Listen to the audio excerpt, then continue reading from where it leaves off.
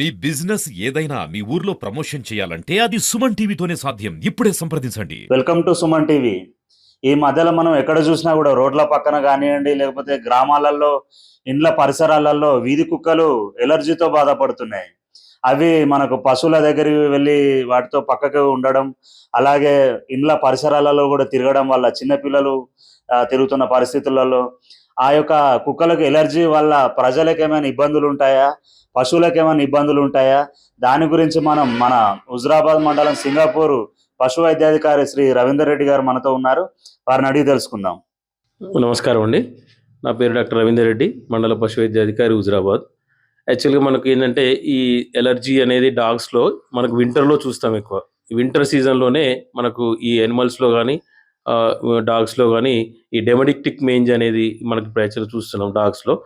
దాంతో ఎలాంటి ఇబ్బంది అంటే పశువులకు కానీ మనుషులకు కానీ అది యాక్చువల్ జూనోటిక్ వ్యాధి కాదు. దాంతో ఏం రాదు. పశువులకు కానీ మనుషులకు కానీ దాంతో ఇబ్బంది ఏం లేదు. కానీ డాగ్స్ పెంచుకునే వాళ్ళు మాత్రం ఈ ఐవెర్మెక్టిన్ టాబ్లెట్స్ కానీ, ఐవెర్మెక్టిన్ ఇంజెక్షన్ కానీ లోకల్ పశు వైద్యాధికారి వాళ్ళ సూచనతోని వాళ్ళు ఆ ఇంజెక్షన్స్ వాడుకుంటే సరిపోతుంది. యాక్చువల్గా ఇది మళ్ళీ మనకు ఈ సీజన్ వింటర్ సీజన్ అయిపోగానే అది డిసపియర్ అవుతుంది, అంటే అది సబ్సైడ్ అయిపోతుంది ఆ ప్రాబ్లం. దాంతో సమస్య అయితే ఏం లేదు.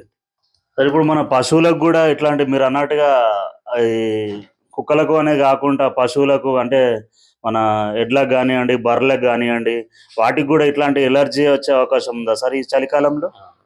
యాక్చువల్గా చలికాలం అని కాకుండా స్కిన్ ఇన్ఫెక్షన్స్ అనేవి మనకి యానిమల్స్లో చూస్తాం. మనం షీప్లో కానీ బఫెలోస్లో అంటే డైరీ గేదెల్లో ఆవుల్లో మనం స్కిన్ ఇన్ఫెక్షన్ చూస్తామండి. దానికి సంబంధించిన ట్రీట్మెంట్ మన దగ్గర ఉంటుంది. యాక్చువల్గా మనం ఈ లైస్ కానీ టిక్ కానీ మనము టిక్స్ లైస్ ఉంటే మనం ముందుగానే వాటికి ఎక్స్టర్నల్ పారాసైట్స్ బ్యూటాక్స్ లాంటివి మనం స్ప్రే చేపిస్తాం.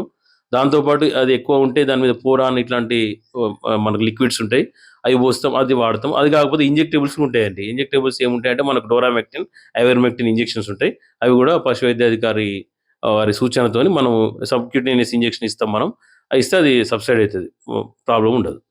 ఇదండి విషయం. ఎక్కువ శాతం మనకు బయట చూస్తే ఈ మధ్యలో కుక్కలకు విపరీతమైన ఎలర్జీ తోటి బాధపడుతున్నాయి. కాకపోతే ఏంటంటే ఈ యొక్క వాతావరణ మార్పు వల్ల అది జరిగింది. పశువులకు కానివ్వండి, మనుషులకు కానివ్వండి, వాటితోటి ఏమి ఇబ్బంది లేదు అని చెప్పి మన పశు వైద్యాధికారి గారు చెప్తున్నారు. కెమెరామెన్ శేఖర్తో శ్రీధర్, సుమన్ టీవీ.